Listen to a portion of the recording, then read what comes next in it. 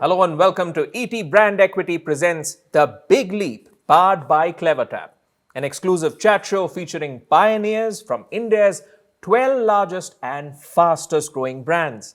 I'm your host Gautam Srinivasan, and during these conversations, we will bring you an inside look into the growth stories and success mantras of businesses that have taken a big leap and understand the nuts and bolts of how they identified gaps in the market and created solutions which transformed consumer behavior.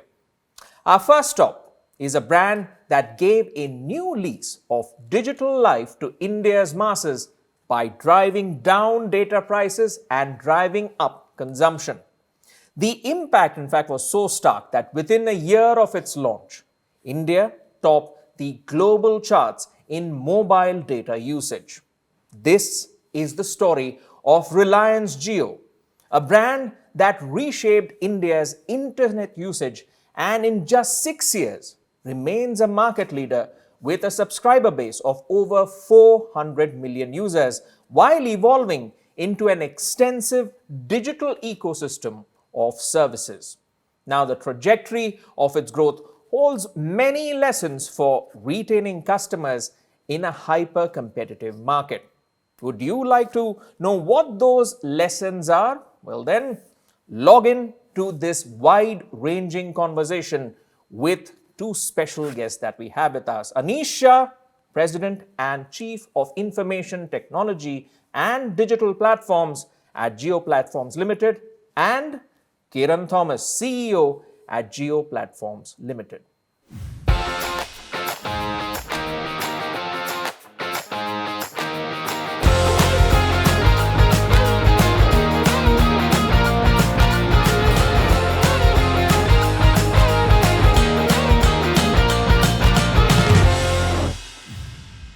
Gentlemen, thank you so much for joining us. Looking forward to a very revealing story behind the growth of the brand. But before that, there is a story between the both of you that I'd like to begin with. A 20-year-old plus association. That's a long time in business. So I want to know more about the history between the both of you and what you felt when you were taking a big leap, which would change the very landscape of how India consumes data or does its business. Anish, maybe we'll start with you and then Kiran's viewpoint. Thank you very much, Gautam, and we are very excited to be here. I think since you spoke about the two of us, the duo is a very well established fact in the entertainment industry. In fact, there are many duos, popular duos in the music industry. But I think we are forming that in the business and the technology. And that's where I think both of us, we started our career together. That was in Reliance Jio Infocom. It was almost in 2001 where we met each other in Reliance Center. We started the erstwhile Infocom, where we started looking at so many things. Probably it was the foundation of telecom revolution in India, and we were happy and probably lucky that the two of us found each other in that space, building that journey. And of course, now we are continuing that. All right. And that's the power of two. The power of two. Together. The power of two. Yeah. So, Kiran, what's your repose to this? That first meeting. Yeah, thinking back. Again, thanks for having us. And thinking back, it's hard to believe that it was 20 years back. It's been a tremendous journey. So both of us, we were in our late 20s, just crossing 30 thereabouts. And the great thing about Reliance is that when we came in here, it was not like a traditional large company. The leaders of the company gave you a problem, although you were very young and unproven. They had tremendous trust in all of us. And we were literally thrown into the deep end to do things. So when they're given a problem and say, go figure it out, solve it. If you need help, we are here. Otherwise, you are alone and figure it out. It's pretty intimidating and overwhelming sometimes. So to find somebody who's at a similar stage of the journey within the company, and sometimes when you are feeling a little bit overwhelmed, always having that company who can lend a shoulder to what you're trying to do, and vice versa.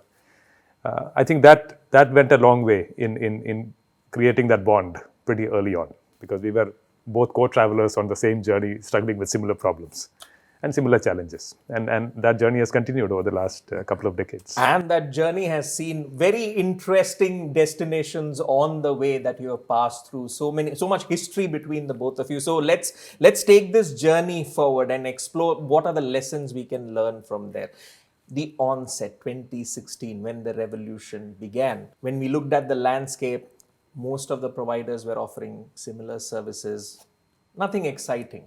But then came Reliance Jio, and many of these telecom services were made free. In a sense, you changed consumer behavior altogether. So, Anish, I want to understand that destination first of all, from a technology perspective. How was that revolution made possible from a technology perspective? So if you rewind in 2016, I think it was very clearly evident, and probably we were also at that point in time contemplating what we are supposed to do when we started this journey. In fact, there was no data market. I mean, that time the domination was only voice, probably SMS. We were trying to figure it out, what is the right juncture and where should we really go and start. And we realized that it is not that the market doesn't exist.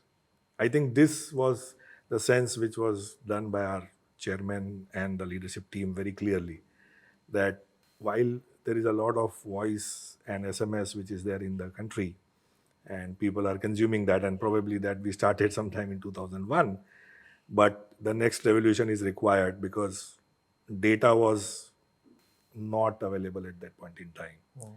People were using data sparingly. In fact, I remember we used to have Blackberries, and the Blackberries were always having the Wi-Fi mode and the 3G mode off. Only when required, we were just switching it on. Because it was A, very pricey, B, not available everywhere. So I think that was probably a clear technology gap which we found vis-a-vis the world, that this was not existing here. And I think that paved the way for building the entire 4G network. And probably that was the start point where we said that, if we have to go, this is the place we have to go. We were also very clear that it cannot be the 3G way. It has to be a very different. It has to be a 4G way. How do we drive people from voice to data? And I think it was very clear that the market was hungry.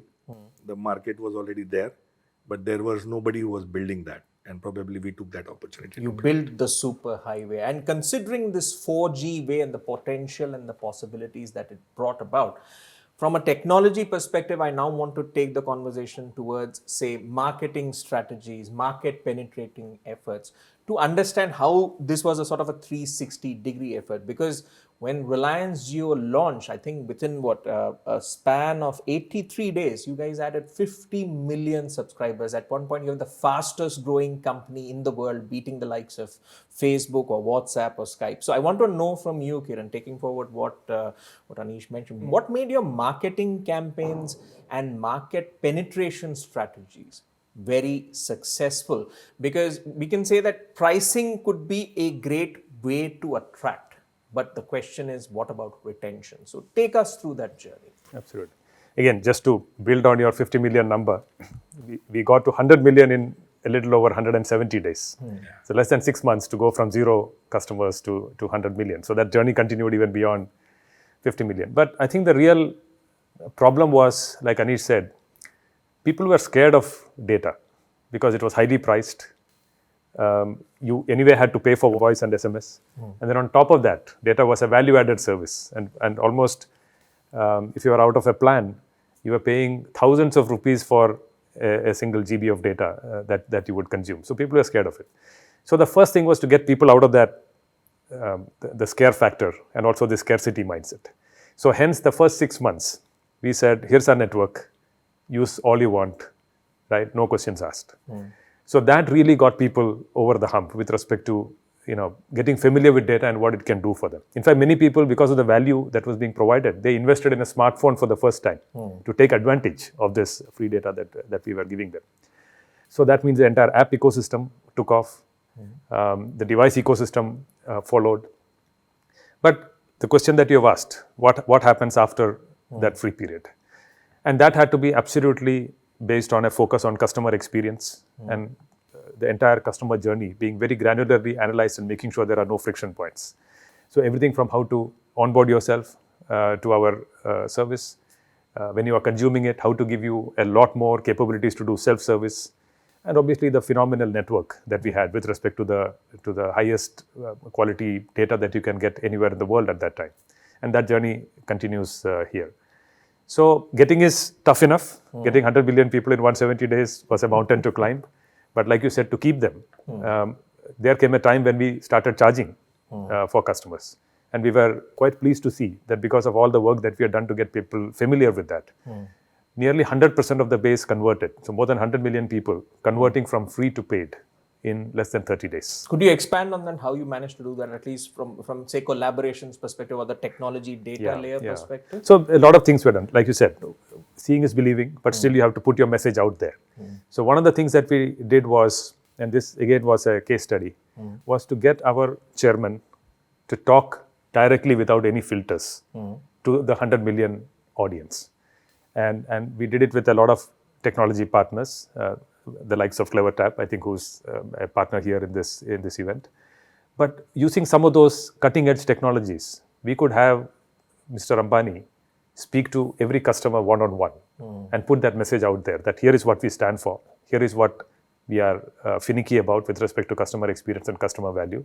And here are our commitments. One of the big commitments that we made early on was we'll never charge for voice. Right? The entire proposition going forward, the entire revenue model, we are all in on data, which was a complete departure from how other telcos had built their business models. More than 90% of their revenues came from voice. And we were saying we'll not make any money out of voice and we'll rather invest heavily on data.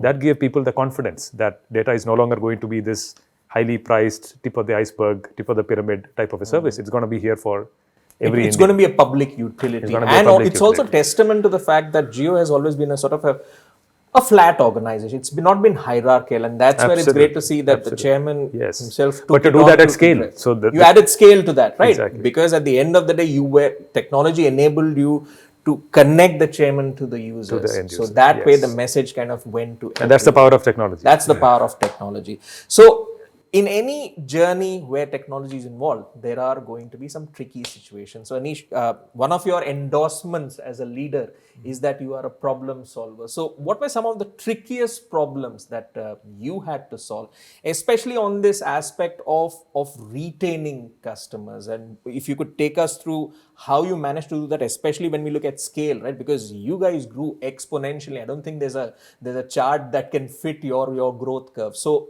while you were growing exponentially, how did you solve problems using technology to retain users? So I think, like what Kiran said, when we launched and when we decided that we want to really get these customers at a very high scale, one of the things which we realized, and this was early on, we realized that, and again, to your point, how do you identify problems and then how do you solve the problems? I think there are two very important aspects. Sometimes you don't know the problem, so you don't know how to solve the problem. But I think this is where probably we realized. And when we started the journey, we realized that, like what he said, there were no 4G devices in the market to start with. Or there were devices, but they were very far and few. Now, when we wanted to start our journey on 4G, we were very clear that how do we really give customer, and people were not aware, especially down the line, people are not even familiar whether the device which they carry, do they have 3G or 4G? Because that time the marketings were very subtle by the device partners.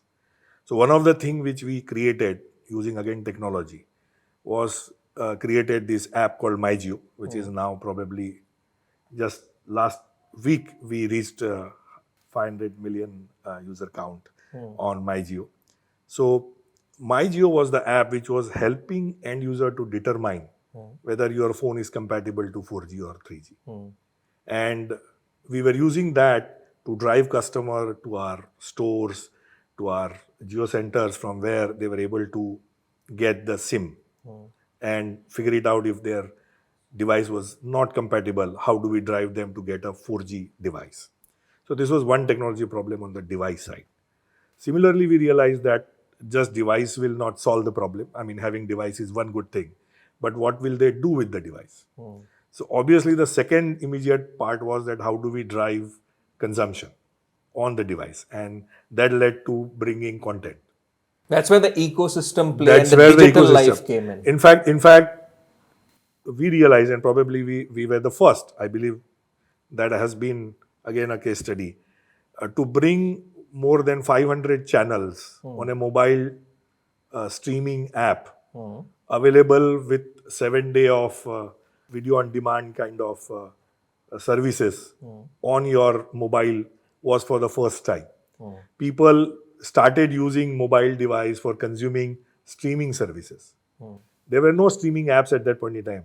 All the OTT apps didn't exist at that point in time. So we were the first to provide this, and probably that was another technological challenge to say how do you build this OTT streaming app, and probably cloud was just being built up. So we had to build the back end, everything in our data centers. All right. So, what And was the that- solution that you said? You stated it as a challenge, and Yeah. especially as you grow your app and digital life ecosystem. Right. Does the challenge get more complex in terms of retaining users, or because your users say are using one service, you have enough to go with to make the proposition more attractive for them to use other services? So again, two parts. One is, of course, you need to have the best-in-class solution and consumption content, which I think we had. But the question was, how do you communicate to the customers? So there again, we used tools and tackles early on. Clever Tap. There were many other similar tools to really reach out to the masses, saying that, look, there is a live event coming in. Would you like to watch? Or there's a live action happening. Would you like to look at it? The Google GMS services and many of those were probably not even existing at that point. I mean, this technology has really helped us to reach and communicate to the customer directly. That was the second part. The third, of course, the network. Availability of 4G service pan India. I think day one, we were 99% available. Of course, now we are 99.99. But that was the fourth problem which we had to identify: the content, the device, the network, and the app ecosystem. So these were the four, I would say, tricky problems. And for each one of, there were solutions which we had to identify. And all these solutions were indigenously and in-house built. All right. Of course, with the help of partners.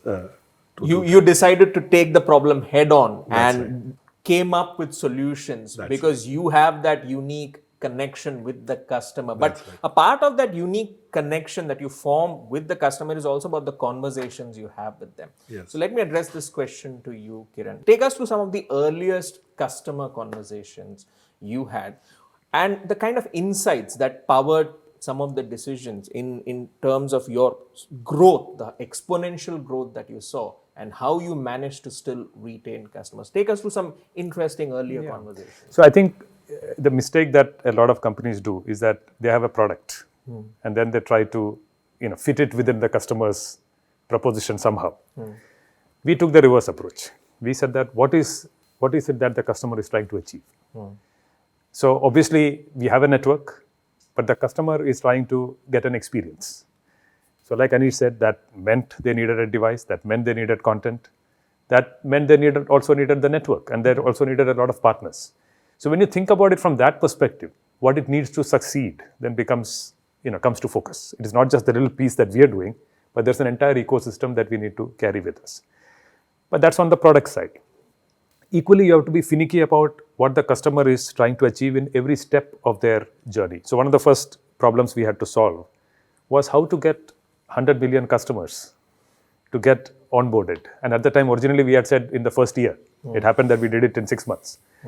But that's a huge velocity of customers coming in, walking through the doors. And if you remember, I mean, many people don't remember this, but at the time, the entire onboarding process was a paper-based process in the industry. That means you give an application, it would take multiple days, a lot of back office work, many people scrutinizing these documents because it's also sensitive information, just to get you onboarded. And we figured that you will never be able to get beyond 5-10 million customers in the first year if you follow that process. We had to completely reinvent, reimagine, again use technology. The great thing was at the time the government had just brought in Aadhaar and they had opened it up as an API. So we were the first ones to go to the government, standing in queue, to say, can we use that API? So that the entire onboarding process, all the data we can get from that database, and the onboarding can be literally done in a few minutes. In fact, our proposition, I remember at the time, was a wow factor. Wow means walk out working. Right? The customer walks into the store with nothing but his thumb and a phone, and he can walk out with 4G services, enjoying 4G services on their phone. So that took a lot of concerted effort. We had to do a lot of technical work internally, but we had to work with external stakeholders like the government, for example. We had to invest almost 200 crores to land biometric devices across our ecosystem of channel partners. That means 1 million touch points to be enabled with biometric devices so that people could put a thumb and get authenticated against the government database. Now, all this came into focus because we were so finicky about the experience that we wanted to give to our customer. Right? Once we decide on that experience and say, this is what absolutely makes sense for the customer and for us, then all the other problems come into focus. And then we just go, in a determined fashion to knock those problems out. In many cases, we can do it ourselves. But in many cases, we have to get an ecosystem aligned behind what we're trying to achieve for our customers. Absolutely. And it needs a vision and a drive, right? Because Yes. you're imagining a better future for the customer. And you as an enterprise also need to be proactive in giving them that experience. Because once they get a taste of it, Yes. then the expectations change and the In behavior. fact, a mantra that we were given early on by our chairman was 10x. It cannot be 10% better. It has to be 10 times better, whatever we are delivering to the customer, whether it's speed, whether it's quality, coverage, experience. From 2 days, can I do it in 2 minutes? I don't know, it's maybe 100x of what the customer was Shock getting and earlier. awe, rather Shock than, and awe. rather than incremental growth. You need to Disruptive, completely reimagine, change it, transform, disrupt. because technology gives you the tools to do it. Absolutely. In that context, let's see in that customer journey which Kiran outlined, there come external factors which play a part in probably creating frictions in the customer journey, but it's the mark of a great enterprise that they can convert adversity to opportunity. So during the pandemic, Anish, I mean, when we look at the Indian telecom market, most of the subscribers, they usually are prepaid versus say the US where many of them are postpaid. So during the pandemic, they wouldn't have had access to recharge locations. But as I mentioned, converting adversity to opportunity, the Jio Associate program, I believe it signed over 2 million associates to help people with this recharge process. And of course, it played a part in retaining customers. Take us through that and the lessons that you learned. Yeah, so I think it's a very interesting thing which we learned and probably we built. Again, like you said, necessity is the Mother of the invention. mother of invention. So I think this was COVID-19 probably came all of a sudden. It started probably sometime in December, and then I think by March everything was shutting down. Hardly had any time for people to react. And like you rightly said, a lot of prepaid customer. The irony is our services is digital, but the payment which people like to do is physical. And this was again an opportunity for us to see how can we really solve this problem again using technology. And like what we did during our launch with eKYC, we wanted to see how can we really solve this problem. And in India, if you see, we are not a do-it-yourself kind of country. We need somebody to help us to do it. So always assistance is always welcome. And we took a cue from this to say that how can we enable a service wherein somebody who is more digital savvy, somebody who understands how to do recharge online, can help somebody else who is unable to do it or who don't have a means to do it.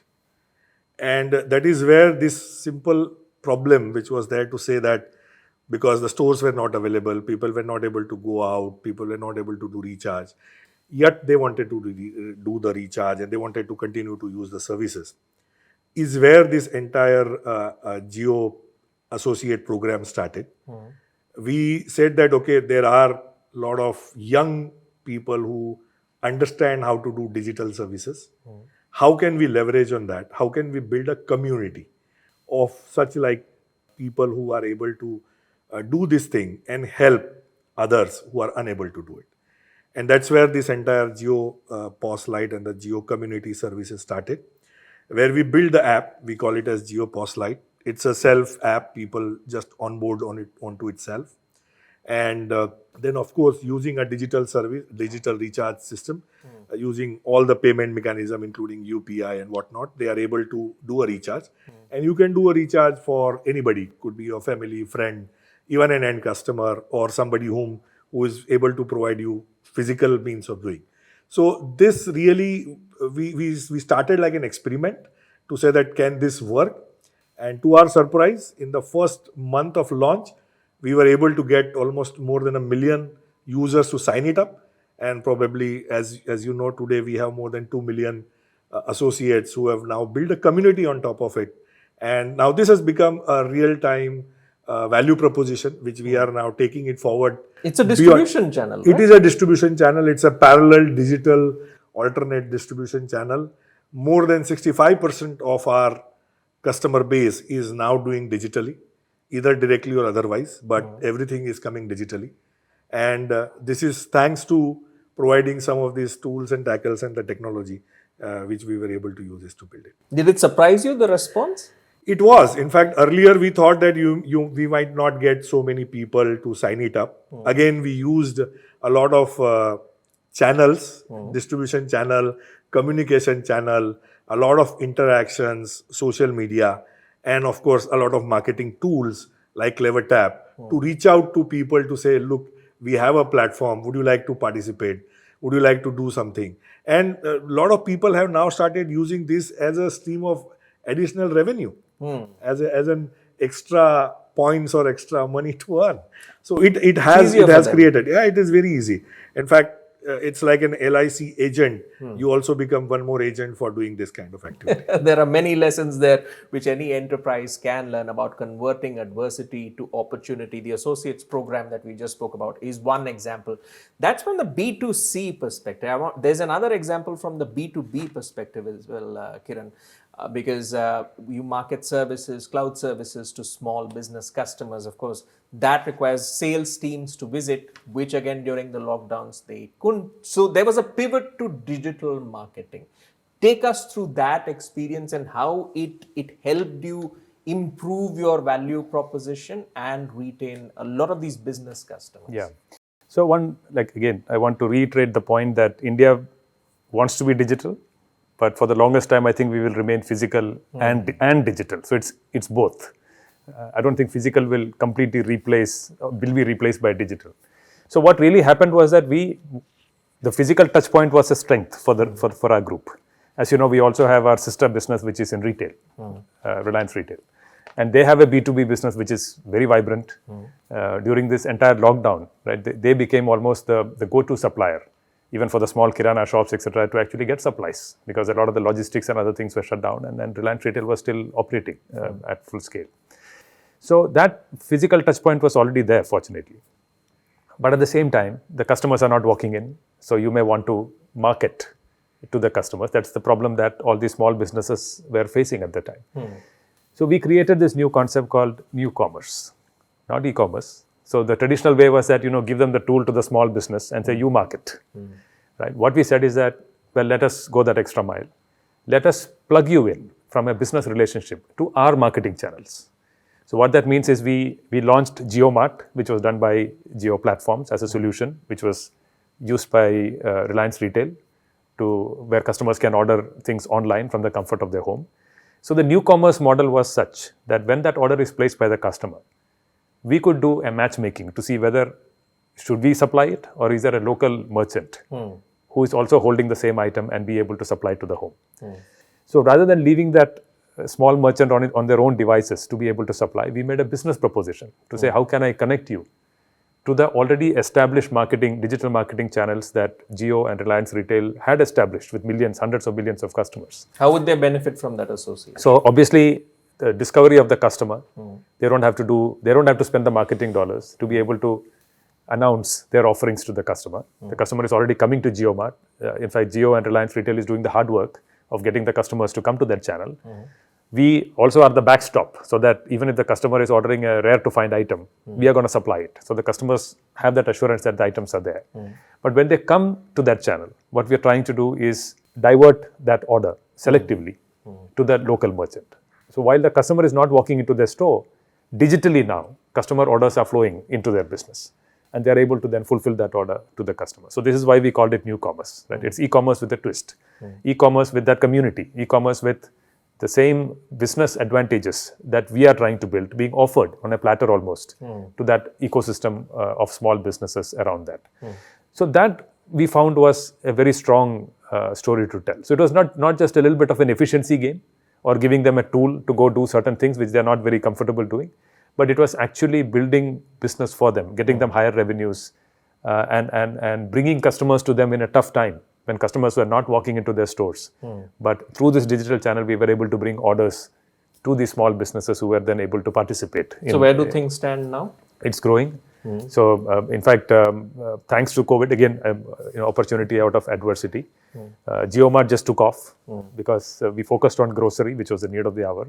It just took off. The same model now is being expanded to apparel, because kiranas are not the only small business in town. If you look at it, we have small, apparel merchants, we have digital merchants, the phone sellers, and so on. So category after category, this entire model is now getting replicated. There's always a forward thinking to whatever is being done, right? That's because right, even that's though right. it might seem very experimental at that phase, there is a Yes, thought yes, process as to how it vertically, So 2 years back, integrates so back. 2 years back, we had only grocery as an offering within JioMart. If you go to JioMart today, you've got the full lineup. You've got digital products, you've got apparel, fashion, pharmaceuticals, the entire And lineup. the model is modular as well, right? It applies to anything that That's you right, do, that's and right. the lessons that you learn from it can be used Yes, to kind yes. of take the product further, take the ecosystem Correct, further. absolutely. Another aspect of that is the customer service part, which I want to bring in. You touched upon it earlier, Anish, but I want to expand on that because during this pandemic, the entire tech stack migrated to mobile devices for a lot of your customer care representatives, so they could provide support from home. Do you think that's the new normal? And if so, how important is it going to be in terms of retaining customers? Because somewhere the thought could be that now that folks don't have to say worry from going to point A to point B, they can sit at the comfort of their home. They can probably offer better customer care experience to a customer. What's your thought on this? Yeah, I think it is now a new norm that we want to do everything mobile first. We started with customer, but now we are extending it to not only customer, but people who are serving the customer. In fact, as we speak, we have given away all our physical call centers where we used to take all our customer care services, people who used to sit there and take calls and provide support and services. We don't have any physical call center anymore. We have made official decision that even with pandemic or no pandemic, we are not going to go back to that physical location. Okay. Which means every care agent, every care expert will be operating from their own location. And if they have to operate from their own location, there are three things they need to provide that support. One, they need the customer screen or whatever data points when a customer is either calling or they are calling the customer. Second thing is they need a system where the calls are landed so that they are able to take the call. And third thing is they need to probably the agent's supervisor needs to monitor the quality of the conversation which happens between the agent and the customer. All these things we have been able to achieve using mobile first architecture. Our agents, they are now able to take calls comfortably from their place of whatever is their place of work, could be their house, could be their any other place from where they are operating. They don't have to come to a central call center kind of environment. They use mobile device to get all the data points. In fact, we have revamped the entire user interface. And this is again one of the thing I want to bring here in the highlight is that this is where the engineering design and our entire experience services, customer experience technology services is what has been put into action. And we are able to deliver everything, right from customer information to whatever is required to provide that care onto a mobile device, including landing of the call on the same mobile device. So which means now they are doing everything which otherwise they were doing in a central location on a larger screen. They're able to do it on a smaller device like mobile in a more intuitive and more informative way. So this is something which we have done. We are now offering this as a service, not only internally what we are doing, but to what Kiran said, to our B2B segment, to our enterprise, to small and medium enterprises, we are offering this as a service and extending this as a service to them so that they can also leverage on this platform. And there you go, a new business model A new opens business up model. right then and there. Taking that forward, looking at the possibilities, Kiran, now, how do you see AI playing a role or AI-based capabilities? Because we are talking about exponentially growing up, where a lot of automation is going to come into the picture, and a lot of artificial intelligence is required for you to make sense of that customer data that you're seeing. So your thoughts on the role of AI, especially when it comes to customer retention? Yeah, so certainly, 5 years back, we used to talk about mobile first, everything being mobile first. And my Jio and everything that we said was in that direction. You completely reimagined existing solutions with the power of mobile being brought in. I think we are in an age where everything is going to be AI first. So what it means is that there's not going to be a separate AI that's going to sit alongside and do something. You're going to reimagine entire journeys, taking advantage of the capabilities that AI provides.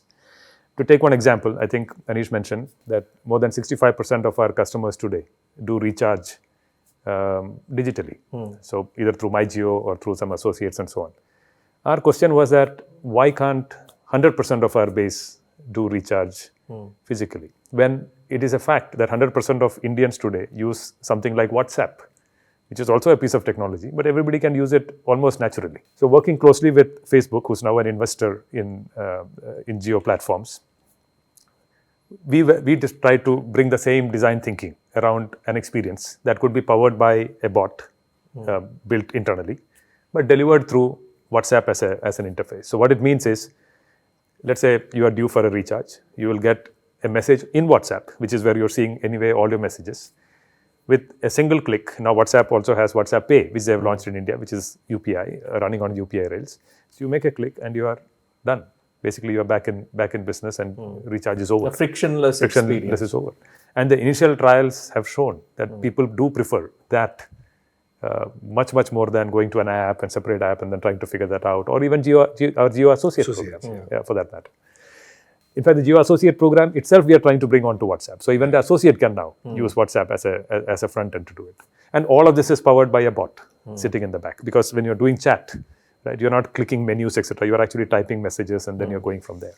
So this is just an example of how AI is being used to completely reimagine an experience. Away from what used to be manual, then it became mobile first, and now it's all going to become AI first. All right. From manual to mobile first to AI first, there have been many leaps there itself. And when we look at the customer, right, from a single channel to multi-channel to omni-channel engagement, that is now a norm.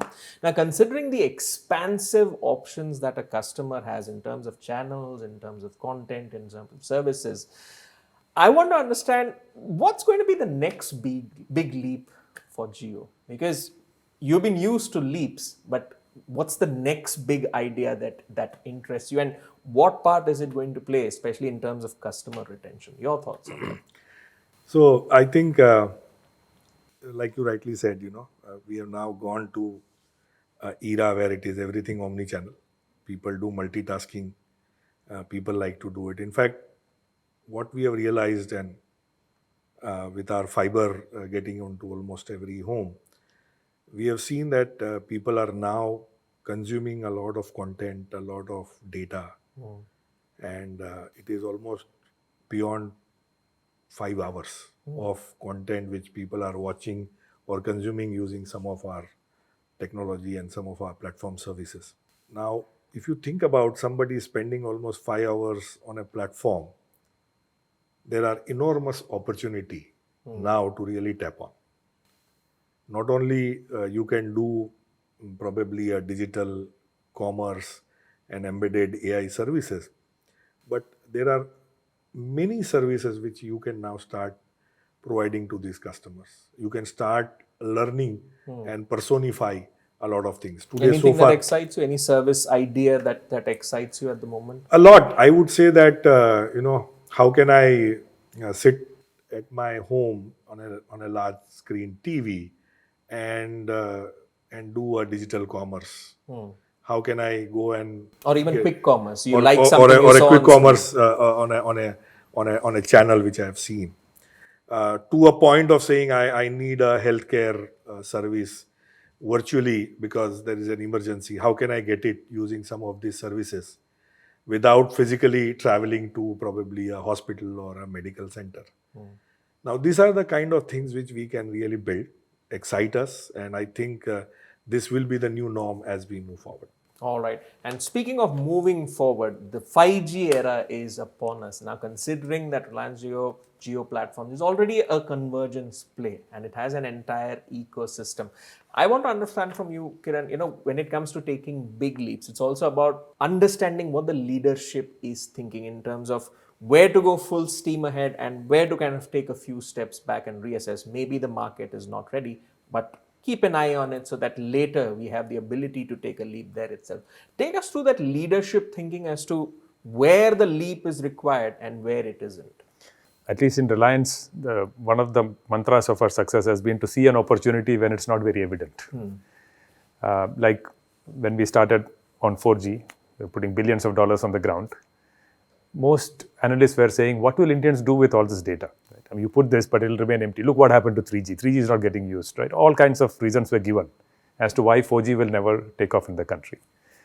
The trick there was to take that bold leap of faith, to say that this is going to happen. Why it won't happen in India? Are we so backward that it's happening to the east of us? Far east was taking off. It is happening to the west of us. US and Europe were really taking off. What's the problem with us sitting in the middle? Why Indians couldn't aspire to the same set of services? So that opportunity, in hindsight, it is evident. But thinking in 2010, looking forward, it was not so evident. So obviously, the big bets always require strong leadership vision and so on to do that. The other thing that we do differently is a lot of people say, if there are 10 opportunities in front of us, how do we pick the two that matter, right? The focus and prioritization. The slightly different way that we look at it is that each one of them could be a startup in its own right.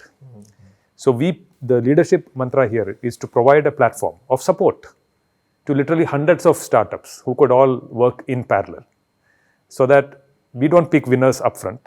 We give everybody a fair chance to go compete. And now we are formally also acquiring startups from the market. But even internally, we do look at each of these individual opportunities as startups powered by young people, given a lot of responsibility and given a lot of support. And then let the market decide who's going to win, rather than we sitting here as leaders trying to say, you are anointed as a potential winner and we are going to ignore the rest. Now both these things typically flies in the face of what you would consider traditional management wisdom, right? Where you want to see an opportunity before you invest in it, we do the reverse. We want to pick the 2 or 3 opportunities to focus on rather than dissipating on hundreds of items. We don't believe that is dissipation. We believe that is actually creating a lot more pots on the boil and giving customers an opportunity to pick the winners rather than we sitting here and deciding who those winners are. In a sense, the customers become the VCs of powering the next generation of startups which are coming into India. Now, considering India is unicorn country, every month we hear new unicorns being born, and I think we've crossed the 100 mark. And the experience within just 6 years that Jio demonstrates in terms of its growth and becoming Jio Platforms. As we wrap up our conversation, I want to know from you, what words of advice would you share with all the startup founders and all the entrepreneurs who are watching this show in terms of taking and managing a big leap? Anish, we'll have yours first and then Kiran's. I think this is true for not only the startups or the leaders of the startups, but it's true for everybody. And this is something which we have learned from our leadership team. First of all, I think we have to, like what Kiran was mentioning, we have to really have customer obsession, very clear. We have to identify, we don't have to pick a problem, we have to identify all the areas where we believe that there could be something which we can do, and keep always customer in mind. Because if you keep customer in the center, then suddenly you will realize that, what kind of solutions you have to do. So before you start identifying a business idea, you have to first identify what is that you are going to do and what is that customer outcome you are going to look at it. I think that's the point number one. The second thing which I think which has been true for us now for whatever we are doing is that whatever you do, it has to be at least 10x, not 10%, but 10x. So it has to be always something which you are going to give them something different. A third thing is because you are in a country where you have to scale it up, you have to always look at innovation, but innovation at scale. So while we believe that every innovation which we want to do, we want to open it up to thousands of such leaders who can do it. But we want to also say that whatever you do, build it in a manner that you can scale it up. If you can't, so that's why it is very fundamental and very foundation of whatever you do needs to be engineered to work at scale, even if you don't start that way. So I think these are some of the things which are something which we have learned, and we believe that that is something which anybody who wants to do really in India. And lastly, I would say whatever is good for India is good for Reliance, and maybe it's good for everybody. Well, if you want to create a masterpiece, make sure that your canvas is big enough. That's a lesson coming in from Anish. Kiran, your thoughts as we look to kind of wrap up the conversation with lessons for many of the startup founders and entrepreneurs watching this. Yeah, so certainly, betting with the country is a given, right? A lot of times, somehow we believe that India is a second-class citizen among the global countries. That is not true. In fact, what we have proven again and again and again is that if there's an idea that is working in any other part of the world, there's a higher likelihood that it will work here in India. We are a young population, very ambitious, very entrepreneurial.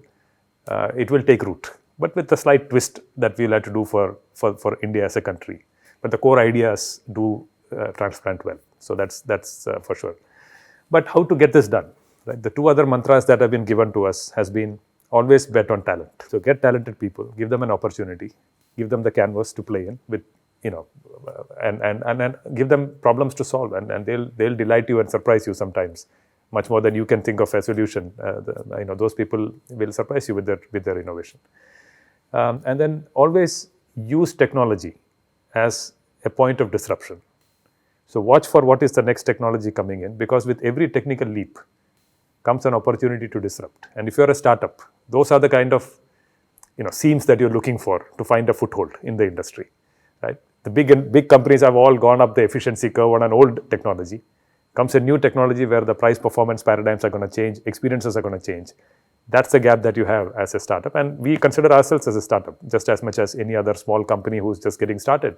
Maybe a slightly better funded startup, but nonetheless, we are using technology, we are using talent, and we are using all the opportunities to innovate as our entry point into the market as well. And I think those lessons will continue to be applicable to any startup, not just in India, but anywhere in the world. I would contend, and we have ambitions now to take our services to the world, not just to serve Indians. And that's the same opportunity that all startups in India have, to go from an India-centric play to possibly taking many of these solutions to the world at large. Absolutely, and we'll explore that further as we dwell into the investment side of the story. But for now, Anish Kiran, thank you so much for sharing with us the blueprint of Jio's growth story and the lessons on how it successfully manages to retain customers in a very, very, very competitive market. Well, it's time now to move on to our next segment, where, as I said, we'll get to know more about the investment story behind Jio and its global ambitions.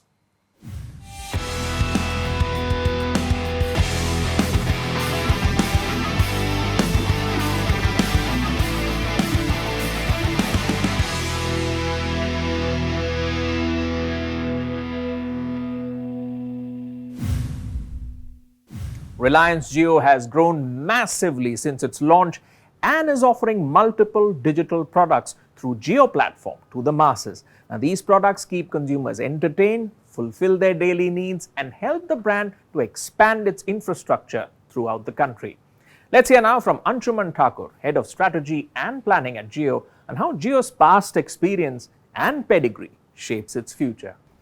Anshuman, thank you so much for joining us. Looking forward to learning more about the Jio story and the experiences and how it shapes the brand itself. So let me start with, from Reliance Jio launching in 2016 and conquering the Indian telecom universe, to Jio Platforms establishing in 2019 and having global ambition. So I want to know from you, why does Reliance do big leaps so well where others fail? Firstly, anticipating what the society needs, the consumers need, and being able to read that market. And I think that requires a lot of thinking and visionary leaders, which we are privileged and blessed to have. It requires an ability and a confidence to be able to execute. So when we think about societal problems, we don't worry about the scale of the solutions. If there is a problem that we can solve and we can solve it in an efficient manner, and we go ahead and we implement the solutions. Size doesn't matter, the solution does. Size doesn't matter. It doesn't scare us at all. What the best way, the most efficient way to solve societal needs, to give to consumers what they need. Sometimes they know what they need, sometimes they don't. To either improve their way of living, make them more efficient. Any of those kind of solutions that are needed, we focus on those. And then the execution skill set that the group has developed over the last 5 decades, just being able to execute any project of any scale is a DNA of the group. We rolled out the world's largest greenfield LTE network when we started Jio in 2016. Nobody had tried something of that scale. Our network was, there were many firsts in the network, right from being the largest LTE network to being the world's largest VoLTE network. Nobody had tried with that. Everyone had a circuit switch fallback when they were rolling out their LTE. We decided to go with what was technologically more efficient, and therefore we could give much more economical services to our customers. So it's that attitude of just doing whatever is needed and doing it well, and not backing out just because the scale is big or just because something is going to take us time. Being focused on the outcomes and just delivering it. Well, that explains the growth. I also want to understand more on the ecosystem play side of things, because Jio Platforms has become a behemoth and there's no shortage of interest, global investor interest. So I want to know on that perspective, that ecosystem play perspective, what makes the investment story so appealing? It's the value creation track record and a focus on value creation. And this is not only investor value creation, I would say stakeholder value creation. As I said, when we look at a problem, we think about what the society needs, and then we try and solve it in the most efficient manner. So we are creating value for consumers, for society. In our JioMart business, we are creating value for our merchants, our merchant partners, for our consumers. So it's creating value for stakeholders. Investors are a very big stakeholder lot, and we have to always be cognizant of value creation for them. And that's paramount for us. We will try and always create more value for our shareholders, creditors, consumers, employees. What also becomes very important then is to be thoughtful about taking capital from somebody else. We need to have confidence in what we are going to deliver to them, and only then take capital, and which is what investors like. So expanding on that, what are going to be the key value drivers for Jio Platforms in the next 5 years? As you say, you take capital, you better make sure that that capital delivers value to shareholders or consumers or whoever. So what are going to be the key value drivers for Jio Platforms in the next 5 years? Oh, we have multifold value drivers, and this is all part of a journey. It's not that we are working towards just one specific objective or one specific outcome. Our mission, as our chairman has laid it out so well for all of us, is to create a digital society, is to ensure that India doesn't lack on digital services, solutions, infrastructure vis-a-vis any other country globally. We've taken India to the world's peak position on mobile data traffic. We'll do something similar with our home solutions very soon. There are a whole bunch of platforms that we have created, which will all again add value to our consumers, to our stakeholders, and which will be value generative for us as well as we go forward, be it in the media and entertainment, be it on education, agriculture, healthcare, a whole bunch of solutions. Commerce, of course, a big one, and JioMart. So we're working on various platforms. Our connectivity business, of course, is core underlying platform which is needed to deliver these solutions to the end users. So it's a combination of all of this which will create value. It's not one thing, it's a digital society vision as laid out by our chairman.